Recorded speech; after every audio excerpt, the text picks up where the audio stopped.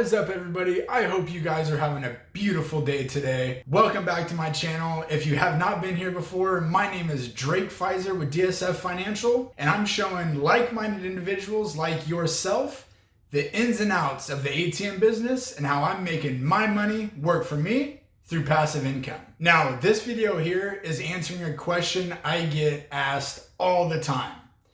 Is the ATM business actually profitable? You may be asking yourself that very question, which is how you found yourself on my video. If that's the case, leave me a comment down below. I'm curious if you're actually thinking that. Now, of course, with any business, you're gonna wanna know how much profit you're making. And with the ATM business, there's no difference. I wanna know if it's profitable, and I'm happy you're asking that question as well. Now, the ATM business can be profitable, and it cannot be profitable. It just depends on three simple questions that you must answer for yourself if it's going to be profitable for you. Now, stay tuned. Let's figure out what these things are.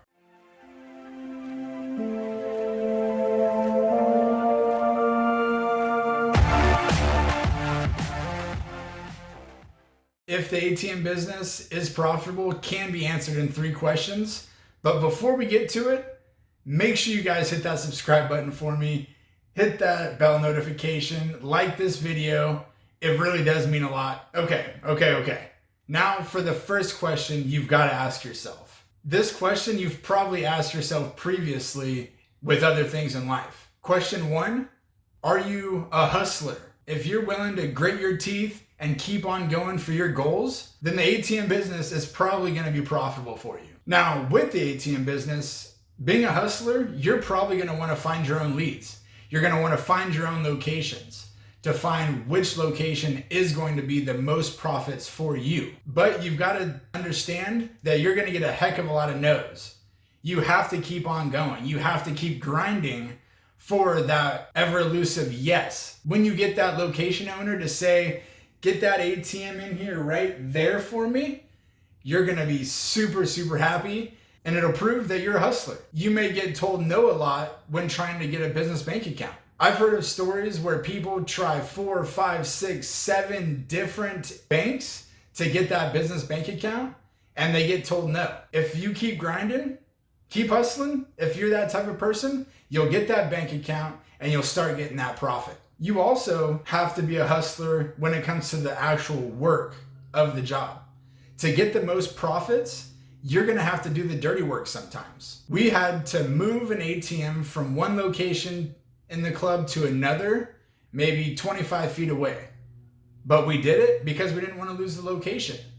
You may come under that circumstance where a location is not being profitable. You have to notice that, be a hustler and grind, find a new location, physically uninstall the ATM, move it to the new location and reinstall it. You may have to do that. You can pay somebody for it, but there's some of your profits. If you want to be more profitable, you have to get the job done yourself. Now, with the second question you've got to ask yourself is, do I have the funds to start it? Now, with a business, you've got to invest, and that's invest in time and money. And by spending a little bit of money up front to start the business on the right foot is going to allow you to be more profitable in the long run.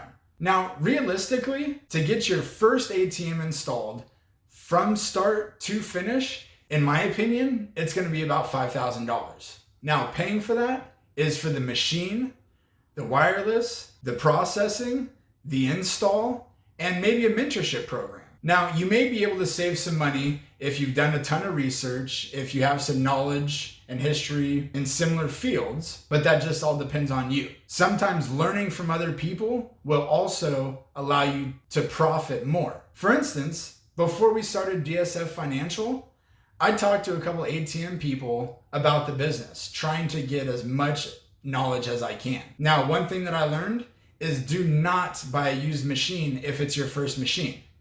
Now, why is that? Because nowadays, all the cards have those chips on them. They have to be EMV compliant. Your ATM must be EMV compliant to accept those chips. If it isn't, you open yourself up to crazy amount of chargebacks, which is not good for profit. So I listened to a couple people, and it allowed me to say no to a used machine that I was going to purchase.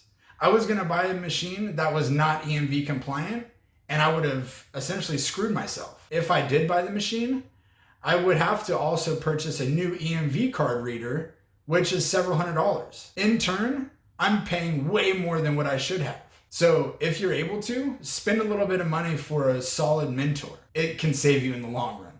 Now, on to the third question you've got to answer for yourself. Do you have the time? The ATM business is not a get-rich-quick scheme, although I've heard that it is previously. Don't fall for it. This is the long game. This is the grind of being financially independent. Like I mentioned up in this video right here, our business model is to start gaining profits within 6 to 8 months, which in the grand scheme of things, in all businesses considering, 6 to 8 months getting profit is pretty good. Say you have a location that's bringing in enough money to pay off the investment of the ATM in 7 months.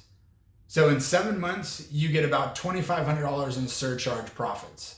That pays off the machine. Now, with an average surcharge of $3, that breaks down to 125 transactions per month to get $375 in passive income. That's pretty cool. And all I have to do is drive around every couple weeks and fill up a machine.